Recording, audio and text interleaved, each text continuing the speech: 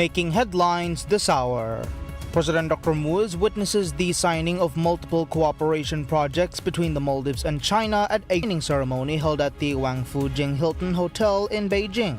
China are set to open new avenues for bilateral cooperation between both countries. And the Privatization and Corporatization Board, or PCB, publishes a new policy on the appointment of company secretaries in state-owned enterprises, outlining key responsibilities and procedures.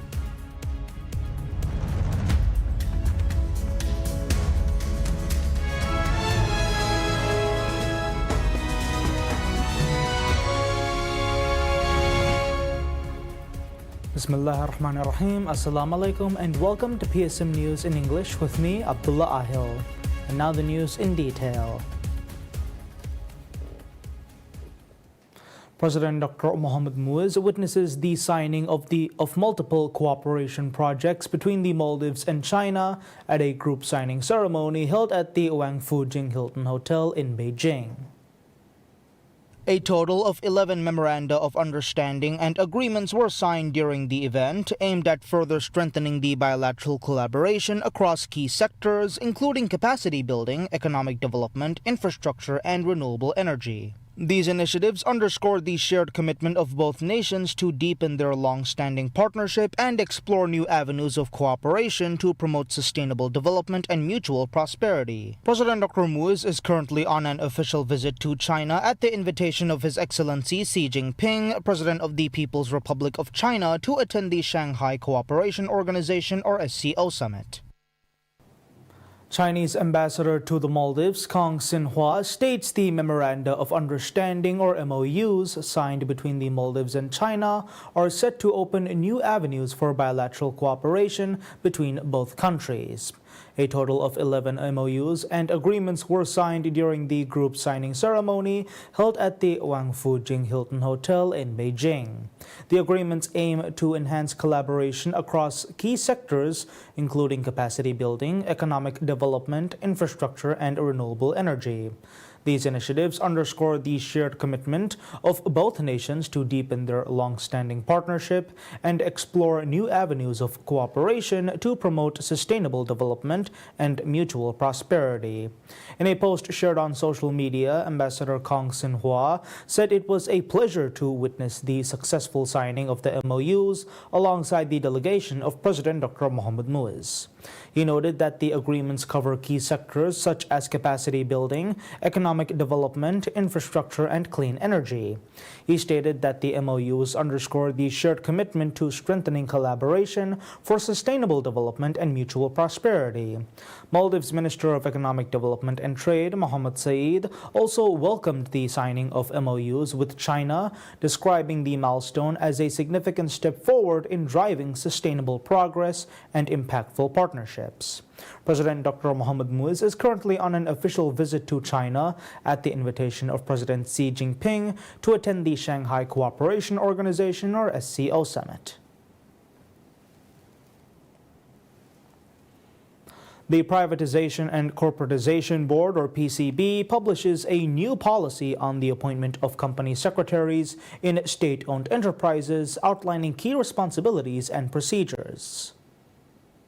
The policy determines the duties and responsibilities of company secretaries of SOEs, as well as the processes for their recruitment, resignation, and dismissal. According to PCB, the framework was developed to ensure that the secretaries of government-owned companies are suitably qualified, that the responsibilities of the role are standardized across SOEs, and that the post is given the dignity and recognition it deserves. It also aims to ensure transparency in matters relating to company secretaries, strengthening their work as well as the management of the company's board. Under the policy, each SOE will establish a dedicated company secretary position. The policy also specifies educational and professional experience requirements for the role. Company secretaries will be appointed by the respective board of directors in accordance with the Companies Act, Articles of Association, and Memorandum of Association. Newly appointed secretaries must also complete the company secretary training program designed by the Capital Market Development Authority within a maximum of 6 months of appointment. The board of directors are required to conduct a performance appraisal of the secretary at least once a year based on a policy established by the board. The responsibilities of the company secretaries include ensuring that the company is operating in accordance with the policies and directives issued by the PCB as well as other relevant regulators.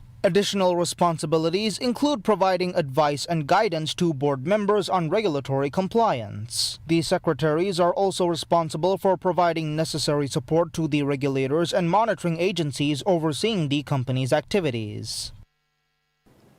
Minister of Sports, Fitness and Recreation Abdullah Rafiu facilitates arrangements for Palestine's under-17 national football team to camp in the Maldives to train for the AFC Under-17 Asian Cup qualifiers. The Palestinian Football Federation requested the Maldives for the team to camp in the Maldives from the 8th to the 19th of November as the team is unable to train on home soil due to the ongoing Israel-Palestine conflict. Minister Rafiu met with officials from the Football Association of Maldives, or FAM, including FAM President Ahmad Tariq and Secretary General Zarir. During the meeting, it was decided that the Maldives would facilitate the Palestinian Football Federation's request, and arrangements were discussed. The Sports Ministry said the decision to host the Palestinian team was undertaken to further strengthen relations between Palestine and the Maldives and provide support in sports development. During their stay, the team will play 2 friendly matches with the Maldives Under-17 team. Both teams are preparing for the AFC Asian Cup qualifiers.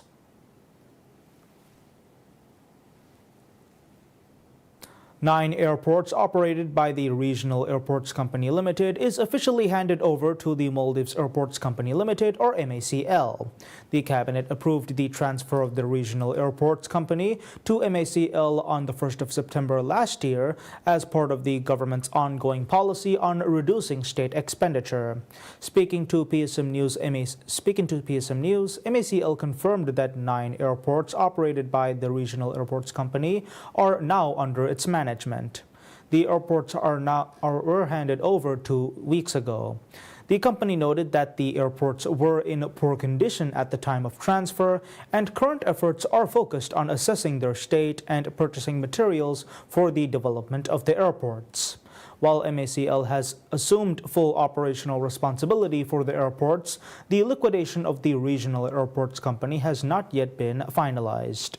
The government has stated that merging the Regional Airports Company with MACL is expected to reduce costs and further strengthen the overall operation of the airports.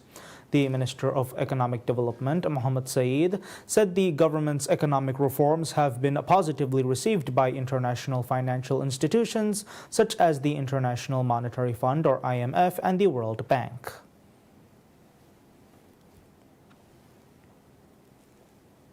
The Election Commission of Maldives, or ECM, initiates the disbursement of state funds to 5 political parties that have met the legally stipulated membership requirements.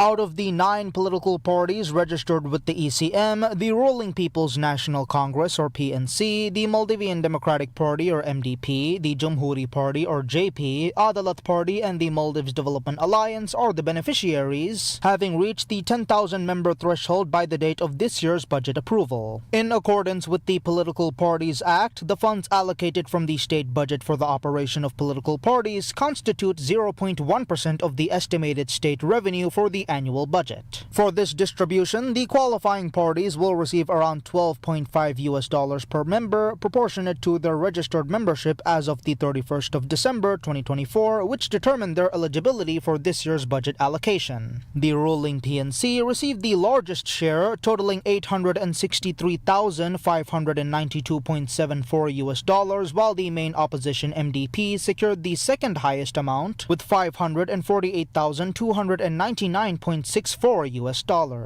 JP was allocated $172,276.26 followed by MDA with $114,760.05 and the Adalat Party receiving $111,121.92. According to ECM, as of the 30th of June this year, the PNC boasts the highest membership with 68,665 members, followed by the MDP with 43,765. JP has 13,456 members. The MDA and AP currently report 9,011 and 8,844 members respectively. While 9 political parties are registered with the ECM, the MTD party is notably undergoing dissolution due to insufficient membership.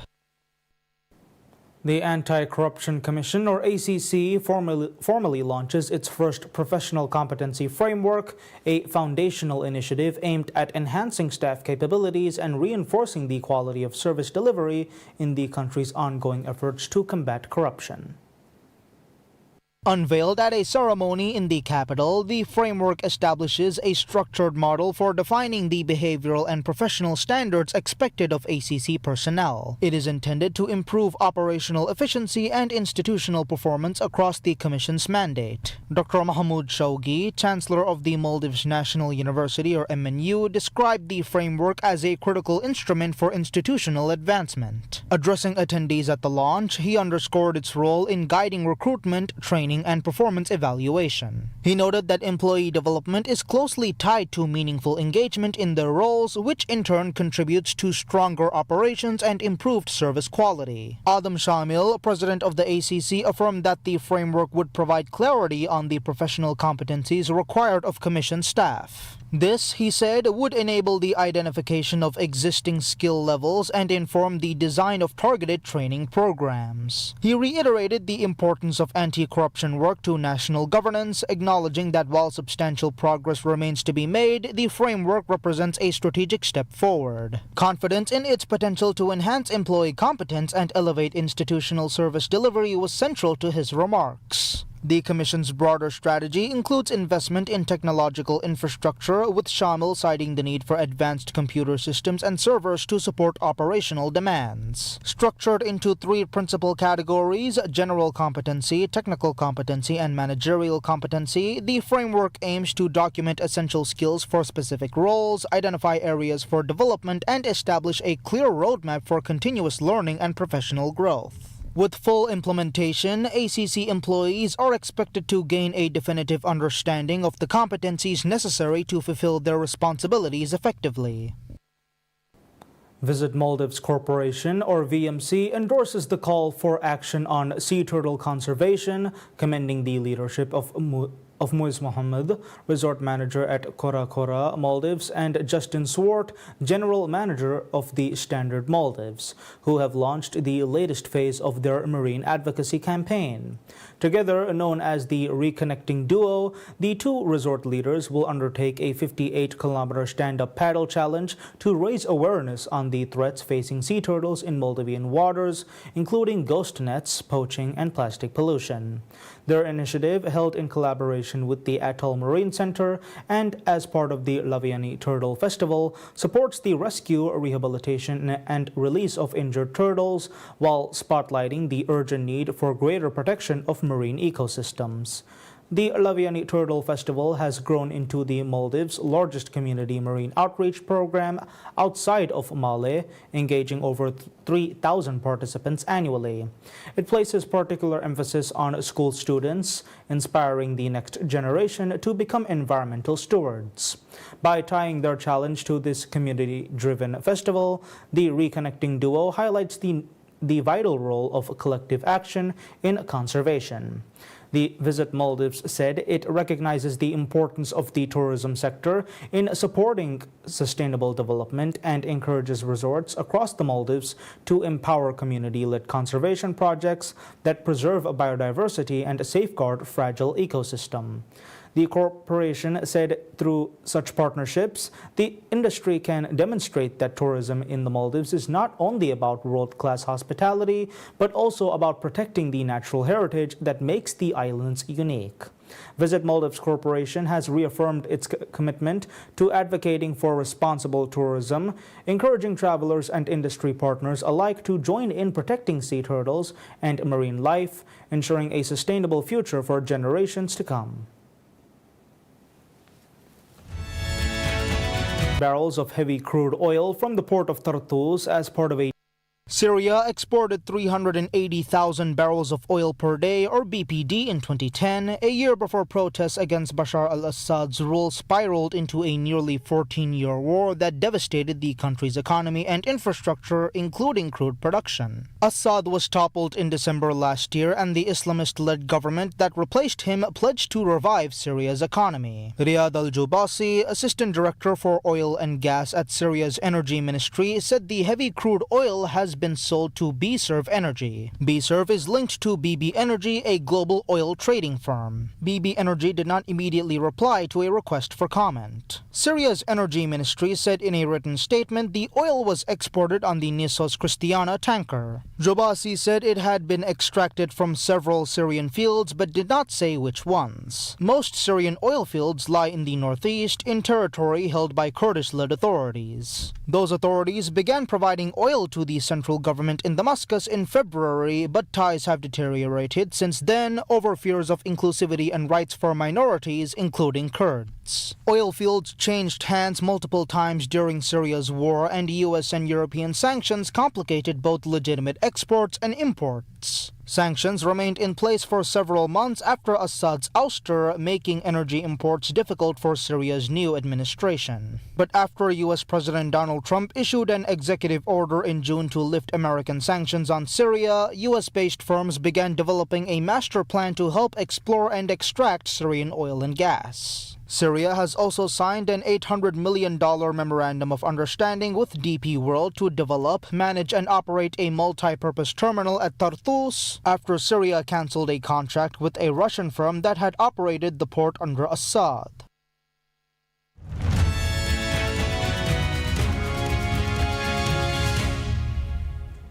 Vietnam celebrates the 80th anniversary of its declaration of independence from colonial rule with its largest military parade in decades.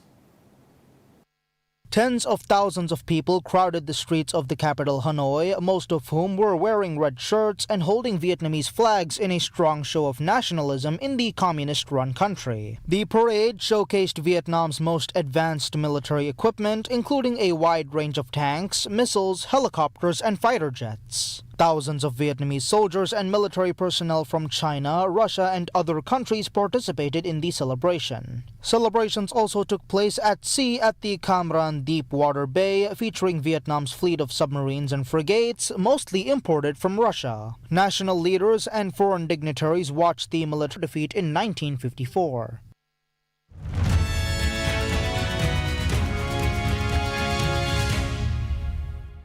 Brandon Marsh singles in the go-ahead run in the 9th inning as the visiting Philadelphia Phillies rallied for a wild 10-8 victory over the Milwaukee Brewers in the opener of a 3-game series between division leaders. Run in the bottom half. Caleb Durbin walked, advanced on a wild pitch, stole third and scored when second baseman Stott bobbled Jackson Churio's grounder. The Brewers jumped on Taiwan Walker for 3 runs in the first. Bryce Turank opened with his 17th homer. William Contreras double answered with his 23rd homer in the 4th to make it 4-1. Churio sacrificed innings, allowing a single run on Harper's homer in the 4th and 6 hits in 4 1/3 innings. The rookie fanned 4, walked 1, and exited after 73 pitches.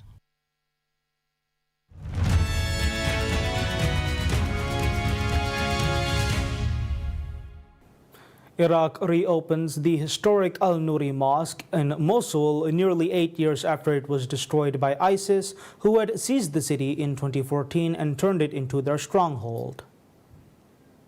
Iraqi Prime Minister Mohammed al-Sudani led the inauguration, touring the mosque and praying inside its rebuilt halls. The reconstruction project began in 2019 with a grant from the United Arab Emirates or UAE in collaboration with the United Nations Educational, Scientific and Cultural Organization or UNESCO and the Iraqi Antiquities and Heritage Commission. IS militants blew up the Grand Al-Nouri Mosque of Mosul and its famous leaning minaret, Iraq's military said in a statement, as Iraqi forces seeking to expel the group from the city closed in on the site. It was from this medieval mosque that the militants' leader Abu Bakr al-Baghdadi declared a self-styled caliphate spanning parts of Syria and Iraq. The mosque was named after Nuruddin al-Zanki, a noble who fought the early crusaders from a fiefdom that covered territory in modern-day Turkey, Syria and Iraq. It was built in 1172-73, shortly before his death, and housed an Islamic school. By the time renowned medieval traveler and scholar Ibn Battuta visited 2 centuries later, the minaret was leaning.